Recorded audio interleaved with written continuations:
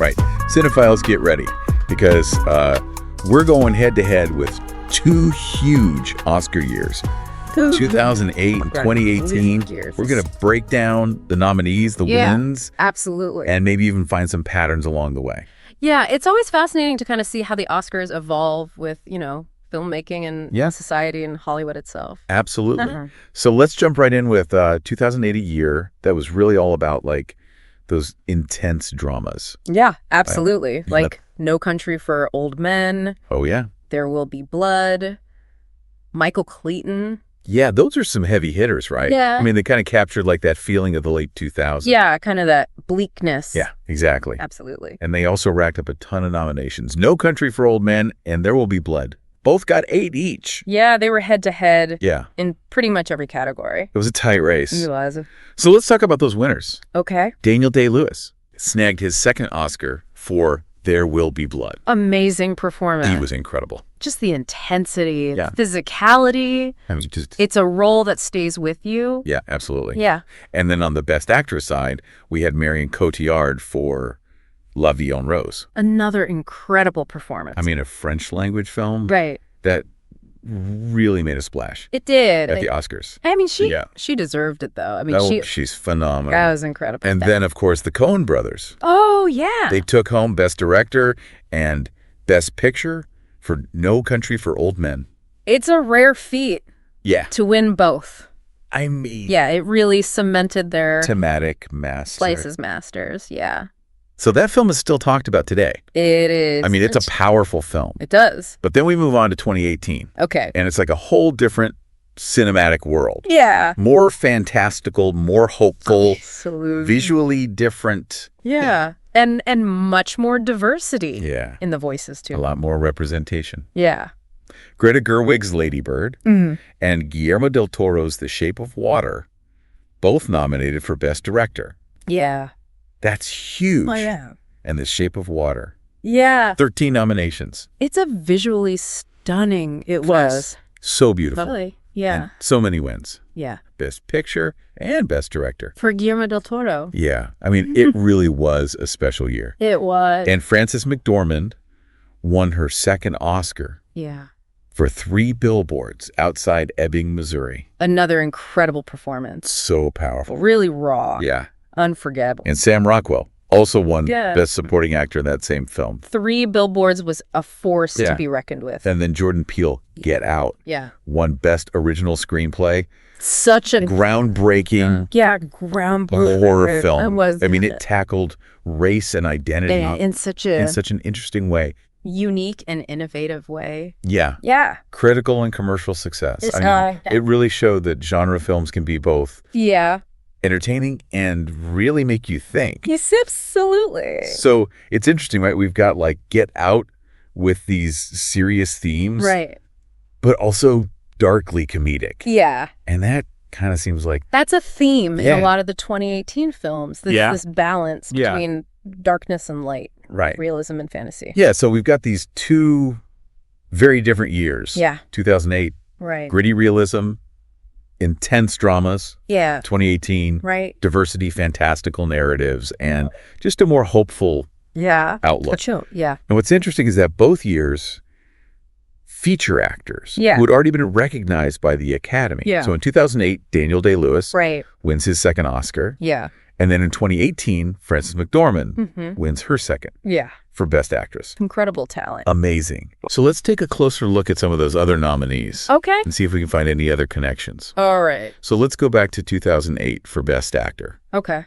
Alongside Daniel Day-Lewis, we had George Clooney for Michael Clayton, Johnny Depp for Sweeney Todd, Tommy Lee Jones for In the Valley of Elah, and Viggo Mortensen for Eastern Promises. Wow.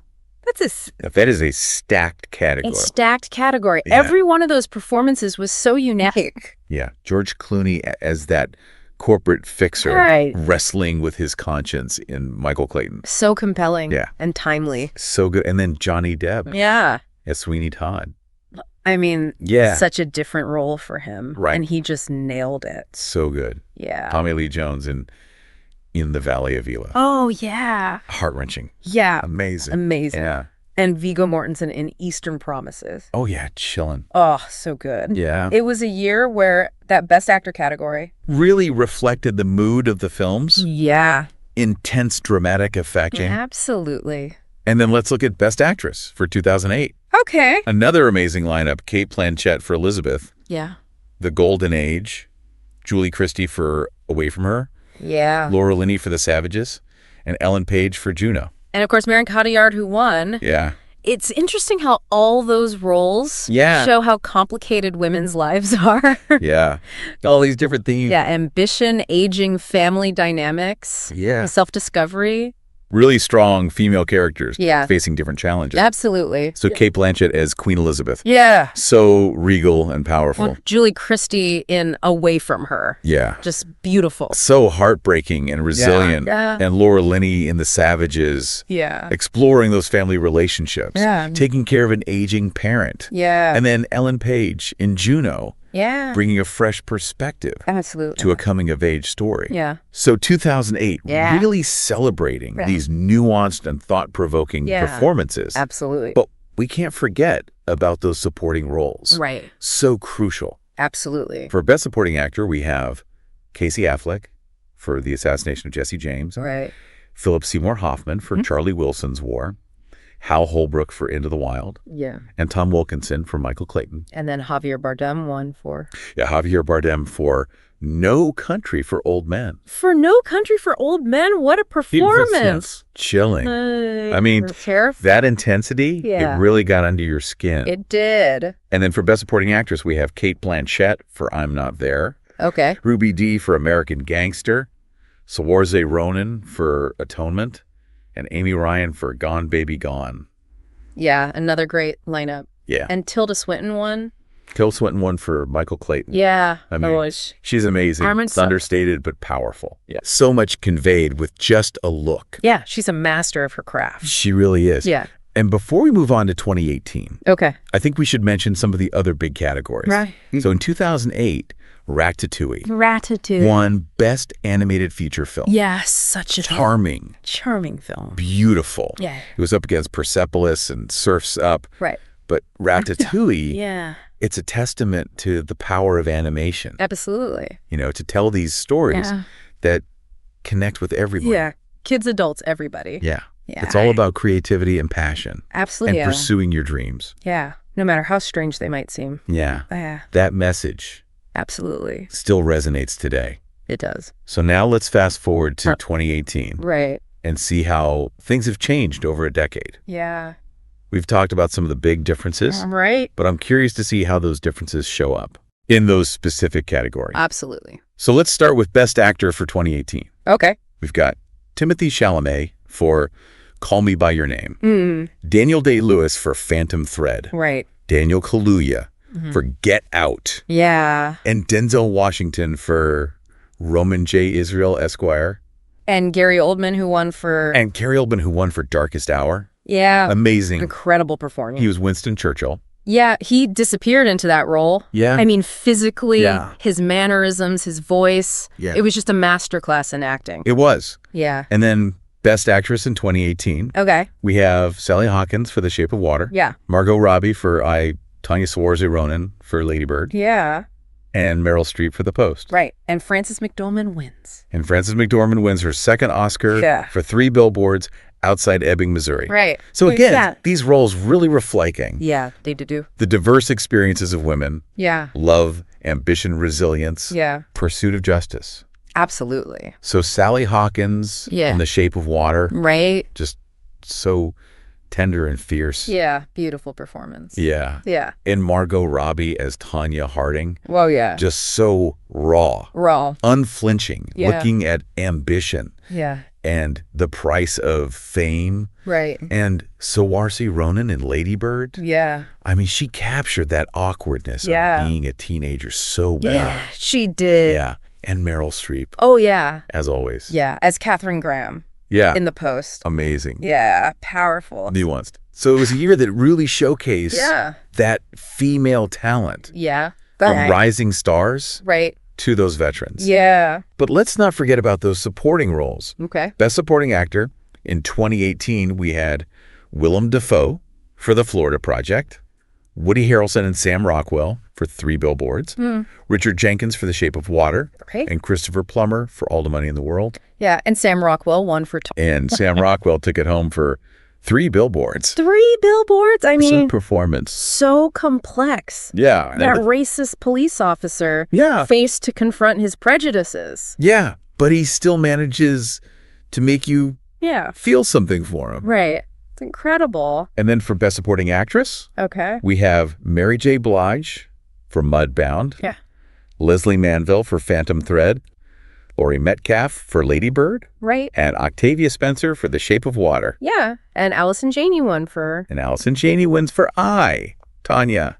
Tanya. Incredible. I mean, That's Tanya Harding's mother. Yeah, she was... Oh, she was terrifying. Terrifying. And hilarious. Yeah, she completely transformed herself. She did. For that role. Yeah.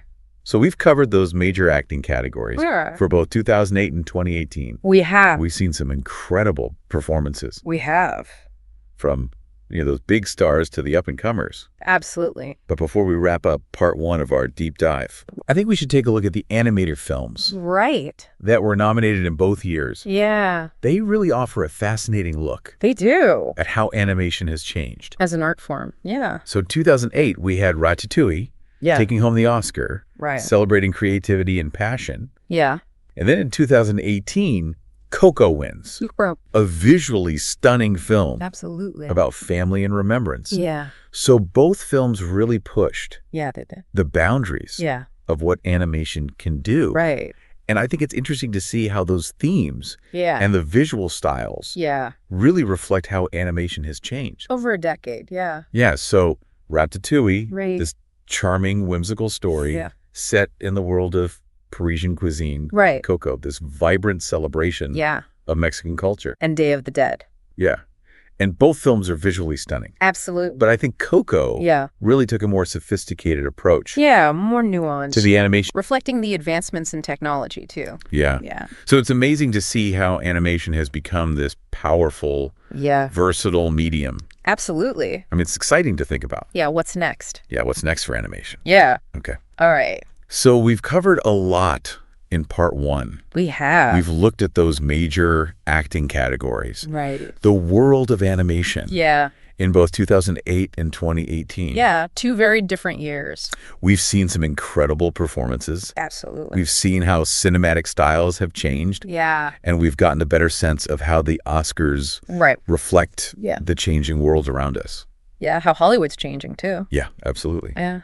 Stay tuned for part 2. Okay. Where we'll continue our exploration of these 2 incredible Oscar years. All right. Sounds good. Welcome back to our cinematic deep dive into the Oscars as we continue exploring those 2 years, 2008 and 2018. It's interesting how both years featured these films that were so different in genre and style.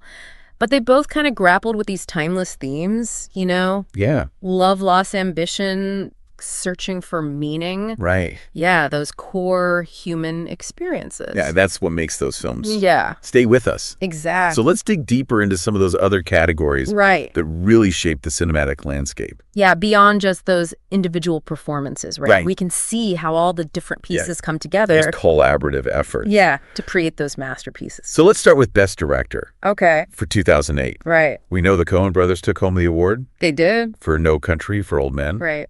But who else was in the running? So alongside the Coen brothers, we had Paul Thomas Anderson for There Will Be Blood. Yeah. Tony Gilroy for Michael Clayton.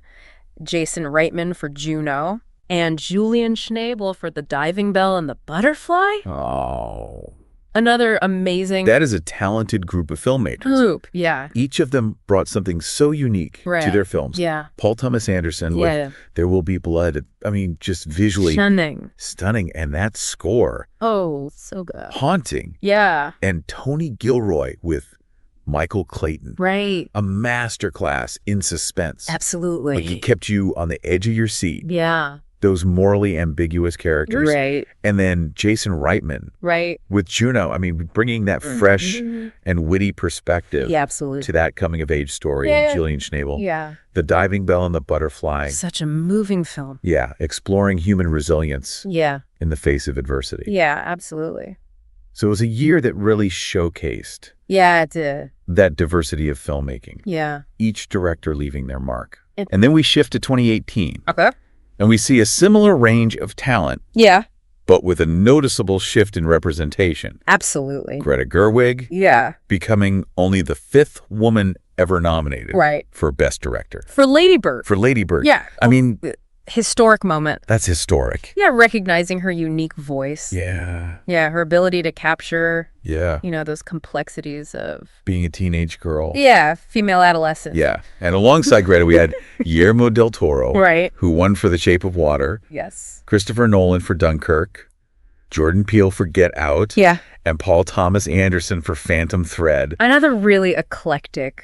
Yeah. Different genres. Yeah, I mean, Nolan's Dunkirk. Oh, yeah. A visceral, immersive war epic. Yeah, and Jordan Peele using horror to explore these really important social issues. Yeah. Yeah, and Paul Thomas Anderson with Phantom Thread. Yeah. That gorgeous period drama. It's beautiful. About love and obsession. Yeah, so fascinating to see how Best Director evolved over that decade. Right. Reflecting not only those changing trends in filmmaking, but also that awareness of the need for greater diversity. Absolutely. And representation in Hollywood. Yeah. And that evolution is also reflected in some of those other categories. Right. So in 2008, the Coen brothers also won Best Adapted Screenplay. Right. For No Country for Old Men. Yeah. And then in 2018, Guillermo del Toro and Vanessa Taylor shared the award. They did. For Best Original Screenplay. The Shape of Water. For The Shape of Water. Yeah. I mean, those wins really underscore how important it is to have strong writing. Absolutely. To craft compelling stories. Yeah, you need that foundation. Yeah, and memorable characters. Absolutely. And it's interesting to see how the Academy recognized both adaptations and original screenplays. Yeah. Highlighting, that both are valuable approaches to storytelling. Yeah. And then we can see that appreciation for diverse storytelling. Yeah. And the nominations for Best Cinematography. Yeah, absolutely. So in 2008, Robert Elswit won. He did. For There Will Be Blood. Yeah. I'm just capturing. Yeah, those sweeping shots. That vastness. Of the American West. Of the American West. Okay. And that intensity of Daniel Day-Lewis's performance. Absolutely. The way he used natural light. Yeah. And those wide-angle shots. Right. Really created this epic scope. Yeah. And raw emotion. Yeah. That perfectly complemented the film. Yeah, it did. And then in 2018, Roger Deakins finally won his Oscar. He did. For Blade Runner 2049. Yeah. I mean, that's a visually stunning film. Exploring identity. Right. Memory. What does it mean to be human? What it means to be human. Yeah. And Deakins' use of light and shadow and that innovative camera work. Yeah, absolutely. Really created this unforgettable experience. So these two wins. Yeah. A decade apart. Right. Really show the evolution of cinematography. Absolutely. Pushing the boundaries. Yeah, creating the visual storytelling. Immersive worlds, yeah. Yeah, and creating these worlds for us to explore. Absolutely. And it's amazing to see how those technical achievements can really elevate a film. Yeah, bringing that director's vision to life. Right. Yeah. And enhancing that emotional impact of the story. Yeah. And we can see that attention to detail in the nominations for Best Film Editing. Yeah, absolutely. So in 2008, the award went to Christopher Rouse for The Bourne Ultimatum. Oh, The Bourne Ultimatum. That high-octane action thriller. Oh, yeah. I mean, that fast-paced editing. Right, all those quick cuts. Yeah. Yeah. The rapid-fire action sequences. Created this sense of urgency and momentum. Yeah, you are on the edge of your seat the entire time. Right. Yeah. And then in 2018, Lee Smith won. He did. For his work on Dunkirk. Right. That non-linear narrative. Yeah, so innovative. Yeah. Putting you right in the middle of that evacuation. Right there with them. Yeah, I mean, his masterful editing. Yeah. Interweaving those multiple timelines, perspectives. Yeah. Really made that film. Oh, yeah. So powerful. So powerful. Emotionally, yeah. Yeah. Yeah. So again, yeah, we see those two wins a decade apart. Right. Yeah. Demonstrating the power of editing. Absolutely. To shape the narrative. Yeah. Control the pace. To control the pace. Yeah. And enhance the impact of the film. Absolutely. It's incredible how just manipulating time and sequence can completely transform a film. Yeah, absolutely. And create this unique Yeah, a unique experience. Yeah, unforgettable experience. Absolutely. And those technical achievements. Right. Often behind the scenes. Yeah, they're so important. So crucial to the success of any film. Yeah, absolutely. I mean, bringing that director's vision to life. Right. Yeah. Transporting us to those new worlds. Yeah, those other worlds. Yeah. Yeah. It's a real testament to the collaborative nature of filmmaking. Yeah, everyone plays a part. Everyone plays a part. Yeah. And as we continue our deep dive into the Oscars of 2008 and 2018, I'm curious to see what other connections and contrasts we uncover. Me too. Exploring how these 2 years reflect the evolution of film. Yeah, as an art form and a cultural force. Yeah. So let's keep digging into those categories. Right. Let's examine the nominees and winners and see what we can learn from their achievements. Let's do it. All right, so we've talked about those amazing performances, the technical achievements. But as we wrap up our Oscar deep dive, I'm curious, what are your thoughts on the overall feel of these 2 years? What really stands out to you as the biggest difference between them? Well, it's interesting. Both years obviously showcase amazing talent and artistry, but there's a pretty big shift in tone and theme between 2008 and 2018. 2008, like we said, was all about realism. Those darker themes of violence and greed, moral ambiguity. I think the films from that year really reflected this kind of collective anxiety about the world. Yeah, those films like No Country for Old Men and There Will Be Blood, they were bleak. They were. But they were also really compelling. They were. They made you think. They made you confront some uncomfortable truths about ourselves and the world. And those performances, I mean, Daniel Day-Lewis as Daniel Plainview. Oh, my gosh. Just incredible, a tour de force of raw emotion. Yeah, and Marion Cotillard's transformation into Edith Piaf. Oh, yeah. I mean, she became her. She did. She completely embodied that role. Unforgettable performances in the Coen brothers' direction in No Country for Old Men. Oh, yeah. I mean, just chilling. Absolutely. A film that stays with you. Yeah. And then we jump ahead to 2018. Right. And it's like a completely different world. Yeah, much more hopeful. Yeah, there's this sense of hope and optimism in those films. Absolutely. And this willingness to embrace fantasy and celebrate diversity. Yeah, The Shape of Water.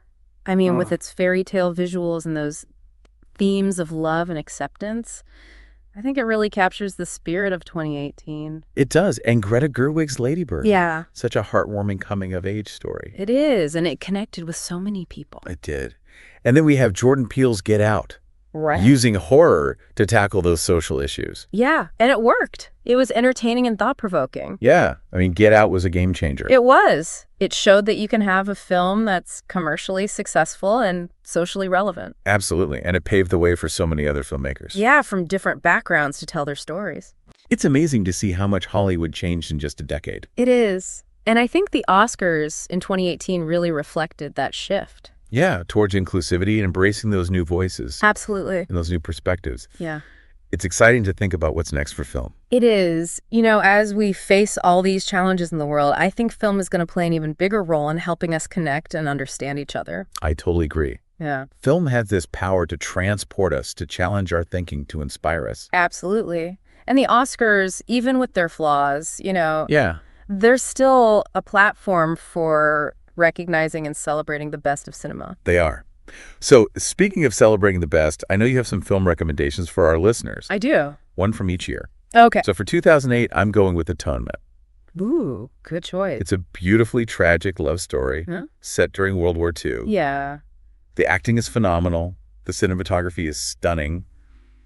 And the story just stays with you. It's a masterpiece. It is. And for my pick from 2018, I'm going to go with Lady Bird. Lady Bird is so good. It's Greta Gerwig's directorial debut. Yeah. This heartwarming and hilarious coming-of-age story. Saoirse Ronan is just phenomenal in it. She is. It perfectly captures those awkward years of being a teenager. It does. It really does. So on that note, all right, we've come to the end of our deep dive. We have. Into the Oscars of 2008 and 2018. It's been a pleasure exploring these 2 years with you. Thank you for joining us. We hope you've enjoyed revisiting these iconic films and maybe discovering some new ones along the way. Absolutely. And as always, we encourage you to keep exploring the world of cinema, to seek out those new voices, those new perspectives, and let the power of storytelling inspire you. Couldn't have said it better myself. Until next time, keep those popcorn buckets full and the movie magic alive.